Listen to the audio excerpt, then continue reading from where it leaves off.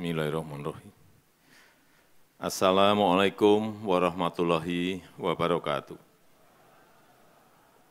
Selamat sore, salam sejahtera bagi kita semuanya. Om Swastiastu, Namo Buddhaya, salam kebajikan. Yang saya hormati Ketua MPR RI, beserta para pimpinan lembaga-lembaga tinggi negara, yang saya hormati para menteri dan wakil menteri, Kabinet Indonesia Maju, Panglima TNI, Kapolri, Duta Besar negara-negara sahabat, Gubernur DKI Jakarta, yang saya hormati Ketua Dewan Pers, Ibu Nini Rahayu, beserta seluruh jajaran pengurus Dewan Pers, yang saya hormati Ketua PWI Pusat, Bapak Henry J.H. Bangun, beserta seluruh jajaran pengurus, seluruh tokoh pers yang hadir, rekan-rekan wartawan, Bapak Ibu hadirin undangan yang berbahagia. Sebelum lupa, yang pertama saya ingin menjawab keluhan Pak Henry tadi mengenai gedung pers Pancasila yang ada di Kota Yogyakarta, paling lambat minggu depan sudah dicek di lapangan, Pak. Semuanya akan dibangun oleh Kementerian PU. Saya belum tahu habisnya berapa, tapi sudah saya sanggupi dan segera akan dibangun.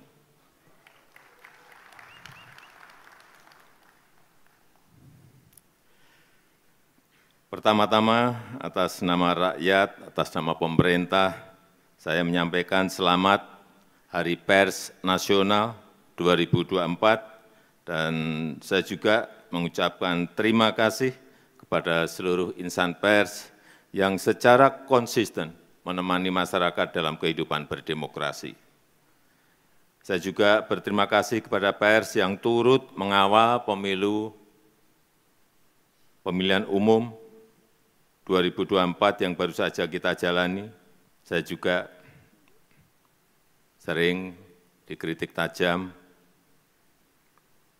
ada gambar wajah saya yang unik-unik, yang aneh-aneh di sampul media, di sampul majalah, di media sosial, dan ramai sekali, aneh-aneh, tapi tidak apa-apa, tidak ada masalah buat saya.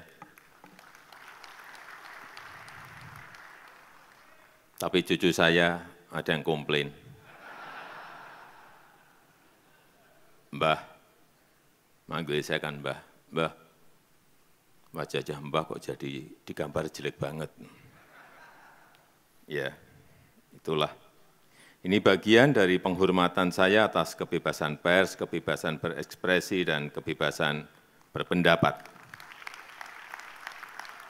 Bapak Ibu insan pers sekalian, pemerintah menyadari berbagai tantangan yang dihadapi oleh insan pers di era digital.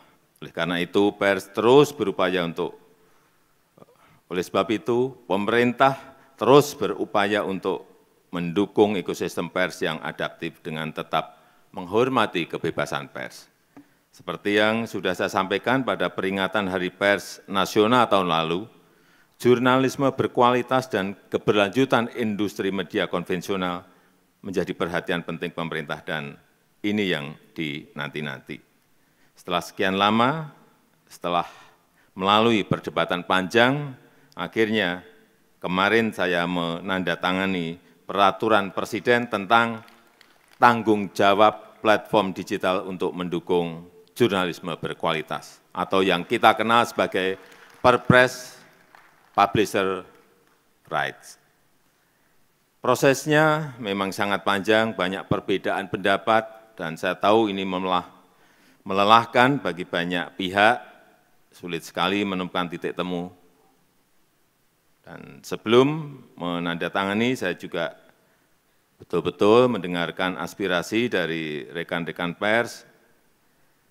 Aspirasinya tidak benar-benar bulat, ada perbedaan aspirasi antara media konvensional dengan platform digital.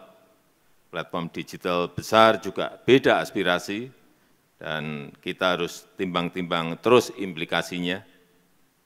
Dan setelah mulai ada titik kesepahaman, mulai ada titik temu, ditambah lagi dengan Dewan Pers yang mendesak terus, perwakilan perusahaan pers dan perwakilan asosiasi media juga mendorong terus, akhirnya kemarin saya menaikkan Perpres tersebut.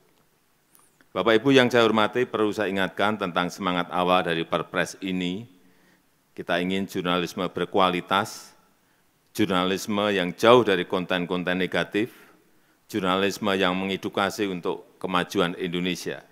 Kita juga ingin memastikan keberlanjutan industri media nasional, kita ingin kerjasama yang lebih adil antara perusahaan pers dan platform digital, kita ingin memberikan kerangka umum yang jelas bagi kerjasama perusahaan pers dan platform digital.